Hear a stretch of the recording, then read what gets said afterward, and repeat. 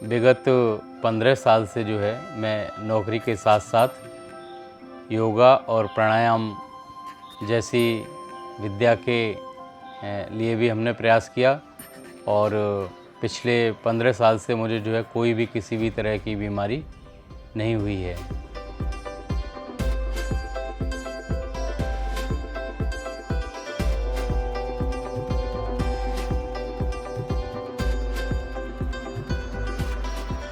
मेरा रुझान इस ओर इसलिए गया क्योंकि हमने ये देखा कि मानव जीवन में स्वास्थ्य जो है वो सबसे बड़ी और अमूल्य निधि है और इसके लिए आज से 15 साल पहले मैंने जो है मोरारजी देसाई नेशनल इंस्टीट्यूट से हमारे एक टीचर हैं उनसे घर पे बुला के और योगा को हमने सीखा और करीब 6 महीने का मैंने जो है उनसे योगा सीखा। उसके बाद मैंने अपने निजी स्तर से उसी योगा को फॉलो किया और अपने परिवार में बाकी लोगों को भी सिखाया। उसके बाद कोरोना काल में 2020 और 21 में जब ये आया उस दौरान हमने जो है बाबा भीमराव अंबेडकर यूनिवर्सिटी लखनऊ से योगा का वॉलंटियर का कोर्स किया, जिसमें हमने जो है रिटन टेस्ट दिया और योगासन का प्रैक्टिकल एग्ज़ाम देने के बाद मैंने उस कोर्स को पास किया। इस समय मेरे पास जो है वॉलंटियर की डिग्री है। इसके अलावा अब मैं इंडियन योगा एसोसिएशन का मेंबर भी हूँ और इस तरह से योगा ने मेरे जीवन में जो है स्वास्थ्य के संबंध में पूरी तरह से लाभ पहुँचाया है। आज जो है मैं आपके सामने जो कुछ मैंने सीखा है योगा में, शुरू से लेकर अंत तक विभिन्न प्रकार के आसन, वार्म अप और प्राणायाम की विभिन्न विधियां के संबंध में पूरा सेशन करने जा रहा हूं। मैं समझता हूं कि इससे हमारे इफ़को के जो साथी हैं या जनमानस जो है हमारे परिवार के लोग हैं, सभी को इससे बहुत ज़्यादा लाभ मिलेगा।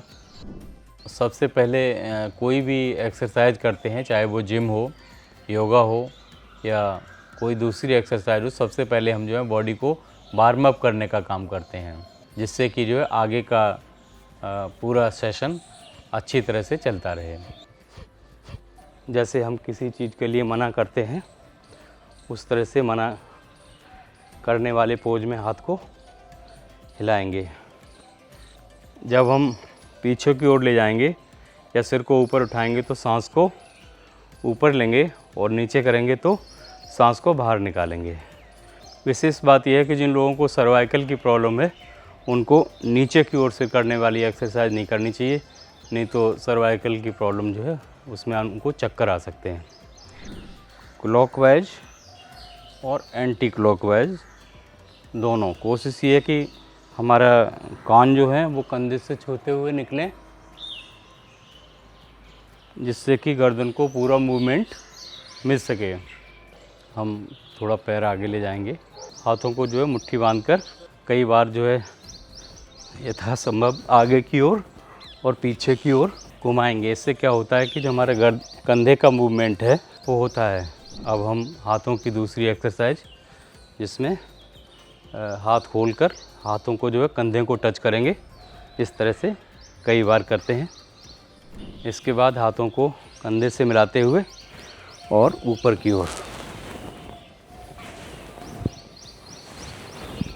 थोड़ा वार्म अप और बढ़ाते हैं और इसमें हाथों को ऊपर नीचे करके पैरों के संचालन के साथ एक्सरसाइज करते हैं। दाएं हाथ से बाएं हाथ की कलाई को पकड़ते हुए पीछे रखकर हम आगे झुकेंगे और आगे। तो अभी हमने जो खड़े होकर आसन किए थे, इसके बाद जो है अब हम बैठ के कुछ एक्सरसाइज करते हैं, तो उनको आप लोग देखिए। दोनों घुटनों को मोड़कर और इस तरह से बैठ जाएंगे, जिसमें हमारे जो है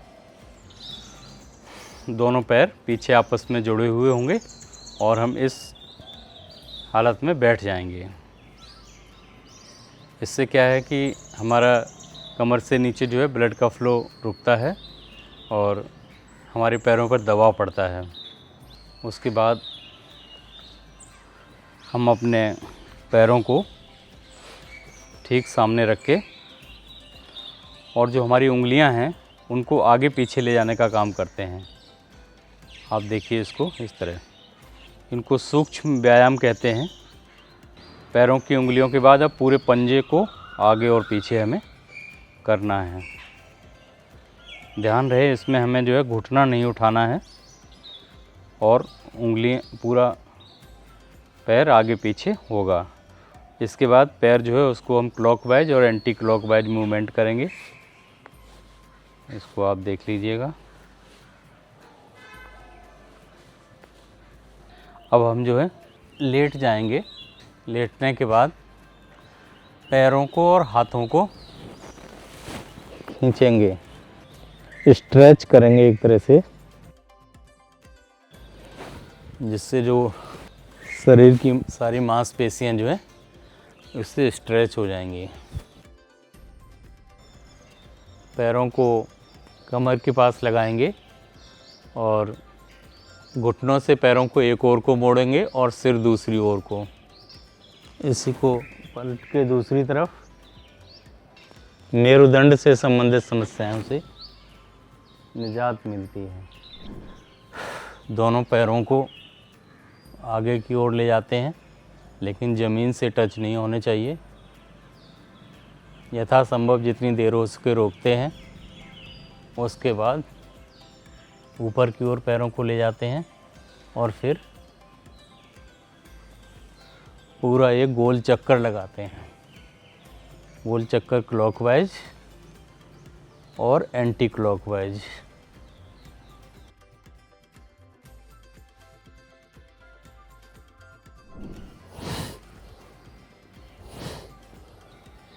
इस एक्सरसाइज को कैट एंड काऊ पोज कहते हैं। कमर को नीचे करते हुए सिर से सामने देखना और सिर नीचे करते हुए पैरों की ओर देखना। जिन लोगों को कमर की दिक्कत या रीढ़ की हड्डियों की दिक्कत है, उसमें पूरा फ़ायदा मिलता है। इसको जो है बटरफ्लाई या तितली आसन कहते हैं। इसमें हम जो हमारे पैर हैं उनको यथासंभव शरीर के नज़दीक तक लाते हुए दोनों पैरों को एक साथ ऊपर और एक साथ नीचे करेंगे।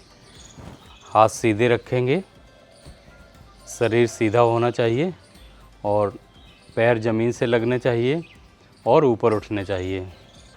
इससे जिन लोगों को प्रोस्टेट की प्रॉब्लम होती है उसमें बहुत बड़ा फ़ायदा होता है। इसके बाद जो है हम दूसरा आसन करेंगे। हाथ को पीछे ले जाते हुए सिर को पीछे सामने की ओर देखना है। राइट साइड में एक पैर को दूसरे पैर के घुटने से 90 डिग्री के एंगल से उठाते हुए हाथ का सपोर्ट देते हुए उसके बाद जो है कुछ देर इस स्थिति में बैठते हैं। एक घुटने को दूसरे घुटने पर रखते हुए और जो पैर ऊपर है उसके दूसरी साइड वाला हाथ ऊपर ले जाकर गोमुख आसन बोलते हैं इसको। पद्मासन में बैठ जाएंगे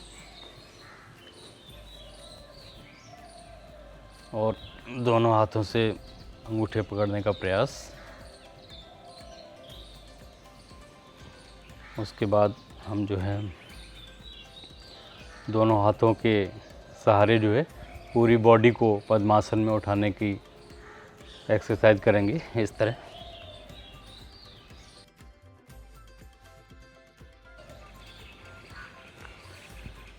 बताए गए आसनों को यथासंभव जितना ज़्यादा से ज़्यादा करना संभव हो कर सकें करना चाहिए और कोशिश करनी चाहिए कि कम से कम 30 सेकंड तो हो ही जाए। उसके बाद पद्मासन में ही जो है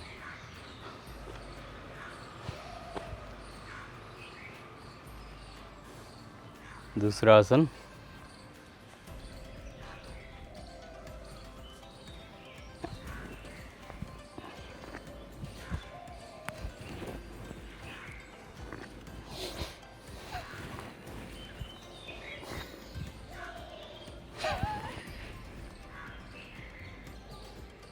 ये कुछ एडवांस योगा पोजेज हैं जो थोड़े कठिन प्रयास के बाद लोग कर पाते हैं।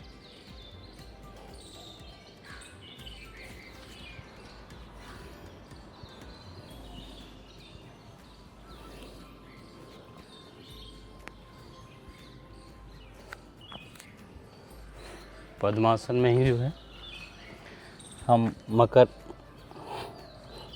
आसन लगाएंगे पद्मासन में।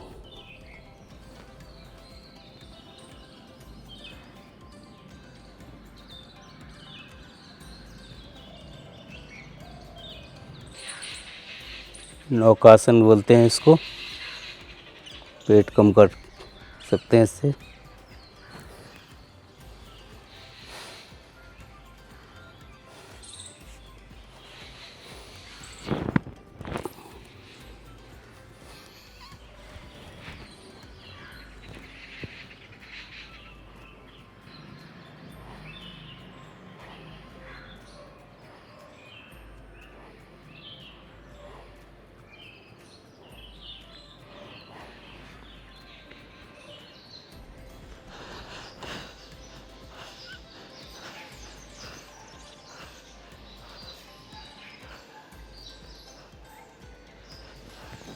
अब जो है पेट के बल किए जाने वाले आसन करते हैं।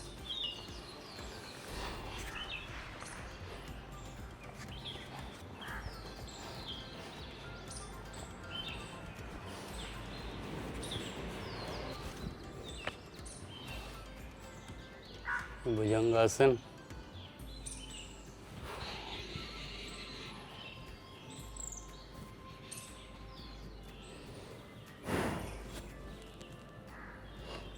पर्वतासन,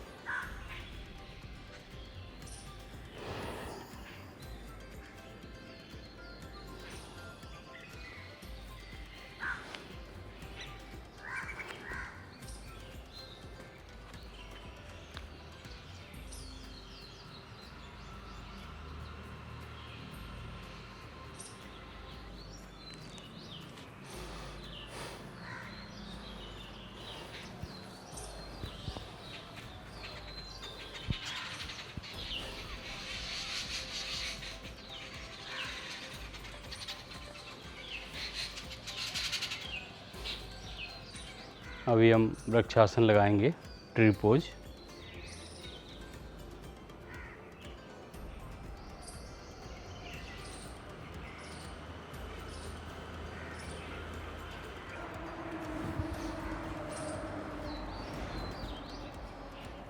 अब दूसरे पैर से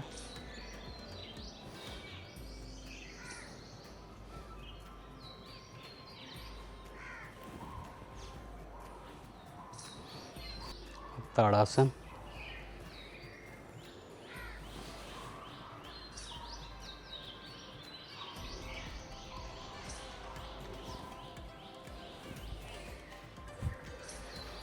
अब शीर्षासन हम लगाएंगे।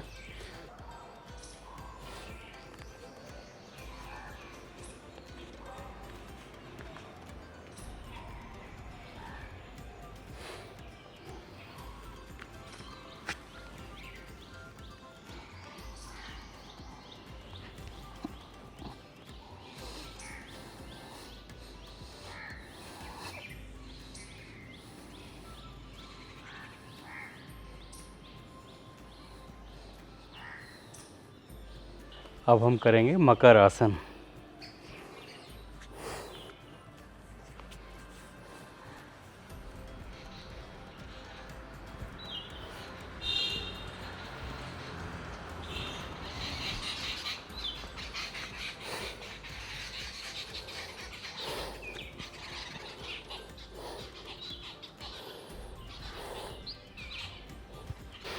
अब हम जो है सूर्य नमस्कार करेंगे।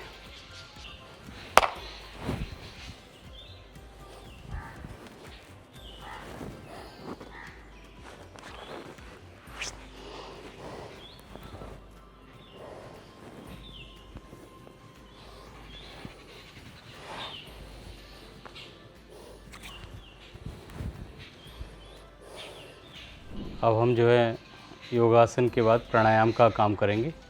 प्राणायाम में क्या होता है, हम अपनी ब्रीदिंग पैटर्न बोलते हैं जिसको, सांसों की एक्सरसाइज समझ लो, उसको करेंगे। तो सबसे पहले हम भस्त्रिका करते हैं कि कठिन से सरल की ओर प्राणायाम वाले आसन करते हैं। तो सबसे पहले हम कठिन वाला करते हैं, भस्त्रिका शुरू करते हैं इस तरह। इसमें जो है हम पद्मासन या सरल आसन में बैठकर ज्ञान मुद्रा में उंगलियों को लगाते हुए और सांस को तेज़ी से अंदर लेना है और बाहर करना है।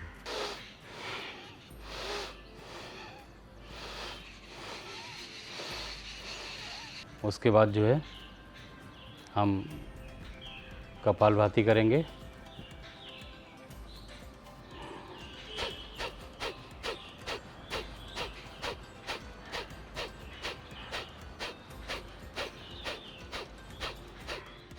अनुलोम विलोम की एक्सरसाइज करेंगे। और अनुलोम विलोम में क्या है कि जो है लेफ़्ट नोस्ट्रिल से सांस लेंगे और राइट में छोड़ेंगे, और राइट से लेंगे तो लेफ़्ट में छोड़ेंगे। पीठ सीधी होनी चाहिए। सांस लेते समय और बाहर निकालते समय पेट बाहर अंदर जाना चाहिए, और जितनी देर तक हम सांस को लेंगे उतनी देर तक सांस को बाहर निकालेंगे। अनुलोम विलोम के बाद जो है अब हम भ्रामरी करेंगे। जो ये ब्रीदिंग पैटर्न वाले या प्राणायाम जिन्हें बोलते हैं कि एक्सरसाइज जो हैं वो हमारे मस्तिष्क के लिए बहुत लाभदायक होते हैं। जिनको आजकल टेंशन, अवसाद, तनाव की बीमारियां हो रही हैं, या ब्रीदिंग पैटर्न जो है हमारे फेफड़ों के लिए, लंग्स के लिए, सांस के आवागमन के लिए, या जिनको सांस की प्रॉब्लम है या मस्तिष्क से संबंधित प्रॉब्लम है, उनमें बड़ा लाभ करती हैं।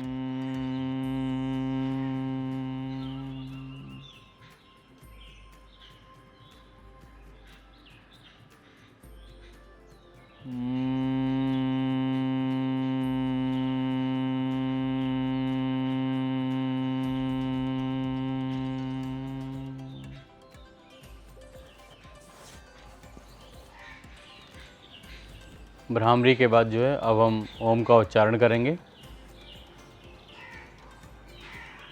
ओम जो है वो आ, ओ और माँ 3 चीज़ों से मिलके बना है, तो तीनों पर ही हमको बराबर फोकस करना है। अब ओम उच्चारण करते हैं।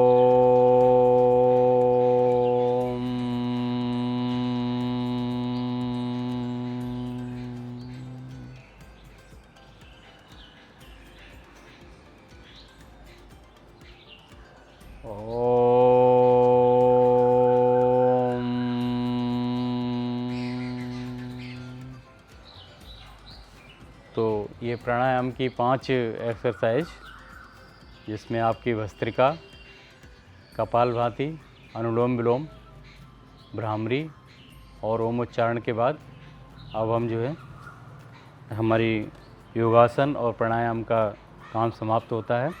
इसके बाद हम शवासन करेंगे। तो मंत्रोच्चारण के साथ ये हम काम समाप्त करते हैं। ओम सर्वे भवन्तु सुखिनः, सर्वे सन्तु निरामया, सर्वे भद्राणि पश्यन्तु, माँ कश्चित् दुःख भाग् भवेत्। दोनों हाथों की हथेलियों को रगड़ के आँखों से लगाएंगे और उसके बाद हम जो है शवासन करेंगे और उसके बाद सेशन समाप्त हो जाएगा। शवासन में जो है पूरा रिलैक्स, हाथों और पैरों को ज़रूरत के हिसाब से खोल दें।